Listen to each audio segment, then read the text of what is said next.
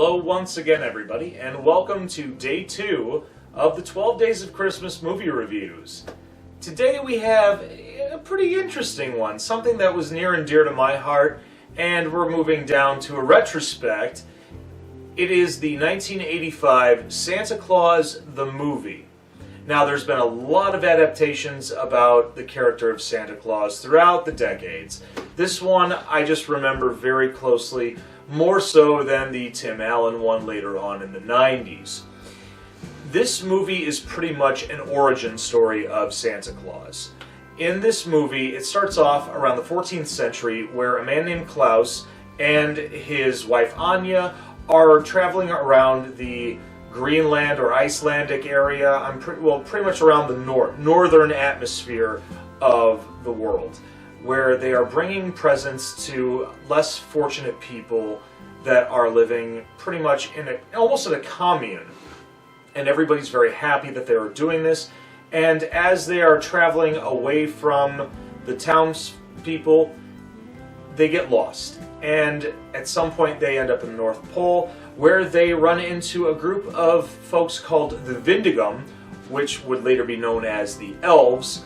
I mean, this is kind of in the Nordic type mythology, so to speak. I need to look a little bit more into this, but for what I understand, that's what it is. And eventually the North Pole becomes Claus and Anya's home, and they pretty much take the helm of being pretty much the poster folks for bringing, joy and goodwill to all of the people around the world. And there's a quick montage for the next few centuries, moving on to the 20th century into New York, where one of the elves named Patches, who is played by Dudley Moore, he was the late Dudley Moore, great Dudley Moore, who decides that a lot of the wooden toys that are made by the elves in the North Pole, they're a little outdated, and he thinks that there needs to be some progress and some automation going on within the workshop. And he competes with another elf named Puffy, and eventually throughout his automation and thought process, he wins the role of main elf. Now, moving on into the situation of the 20th century, there is a tycoon named BZ, who's played by John Lithgow. He's pretty much this, businessman who doesn't care if his toys injure anybody or, pretty much just they don't work.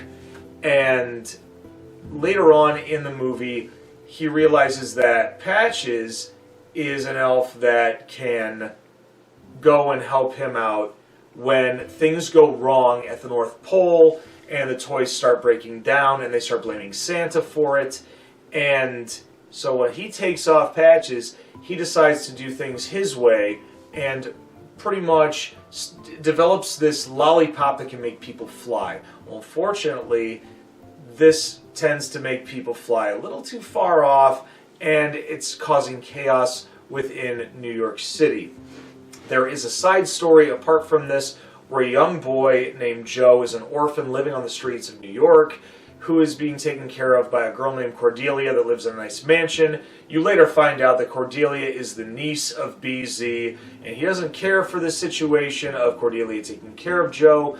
And then Joe eventually finds out that Santa is real, and when BZ figures that out, he kidnaps Joe and holds him hostage. When Patches figures out that he's being used and abused by BZ, he tries to turn a new leaf, go back to Santa, and try to figure out everything to get BZ to see his evil ways are not right. And even though BZ doesn't feel that he's doing any wrong, he ends up being foiled and sent into the galaxy. That is pretty much it. There's a lot of crazy stuff going on in this movie, but it's still interesting nonetheless. The things that I really like about this is the cast. I mentioned Dudley Moore and John Lithgow being part of this movie. David Huddleston playing Santa Claus is probably one of the greatest things in this movie.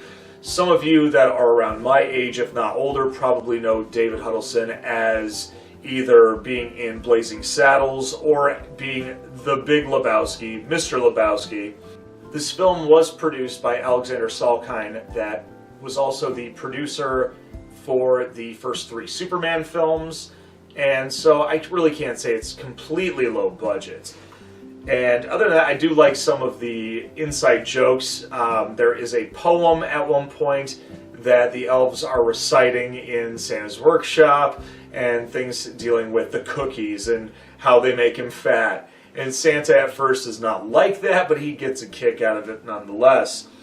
There's also a moment where a street Santa is stealing from the till and drinking on the job, which at the time in the 1980s is kind of it's a social commentary of necessarily with Reaganomics. I mean, even to this day, about how, you know, people that are supposed to be helping the needy and helping the poor aren't necessarily doing the right job, and also fending for themselves, so to speak.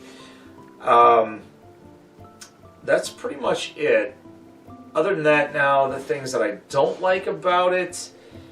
The second act of this movie, where BZ pretty much takes advantage of Patches, is very short. Pretty much over an hour and 20 minutes of this film deal with the backstory of Santa, which I get that, but I think more or less the halfway point is supposed to be about Patches and his progression of what he's trying to do. It's very similar to Rudolph the Red-Nosed Reindeer, where it's like, I want to be a dentist type situation. And I think that just was very short, and it should have been drawn out a little bit longer. So I had an issue with that, but other than that, the other thing, back in the 80s, and especially in the 90s, and nowadays, there's a lot of product placement, but this movie just jammed product placement right down our throats. There was a lot of product placement with McDonald's. There was also some with Coca-Cola. The reason why I say this is because, in retrospect, growing up as a kid, I actually, with my brother, we owned the books that came out from McDonald's from the Santa Claus movie. If you don't believe me, go online, search it, type in Santa Claus the movie, McDonald's books. You'll thank me later.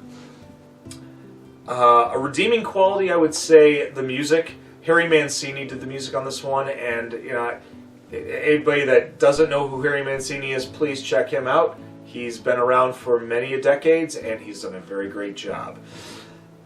Other than that, it's time to grade this. I did love it as a kid. I mean, I still love it to this day, but in hindsight, retrospect, it was some of that product placement, and especially with the second act being very, very, very short, and not seeing a lot more development regarding, Patches, let alone the relationship between Joe and Cornelia, the 2 little kids. I'm going to have to go ahead and give this one a B-. I would have given it a B+ as a kid, maybe an A-, but in retrospect, I'm going to give this a B-. But it is a good movie nonetheless. It's definitely a one-watcher. I know we say that a lot over the years, but it's definitely worth something to watch, especially during the holidays. We hope you enjoyed this review. Make sure that you like, share, and as always, push the red button. Don't forget to ring the bell for instant notifications on Dragonfire Entertainment. Also, if there's anything you want to see in the near future, make sure you leave a comment in that section below. Other than that, I'm Wildman Wes, and we will see you next time for Day 3 of the 12 Days of Christmas movie reviews. Take care, and by the way, while you're taking care of us, take care of some small channels on YouTube, because right now, they're hurting. We might be hurting too. Let's just give back to the community. We're doing that, and we hope you do the same. Much love. Take care.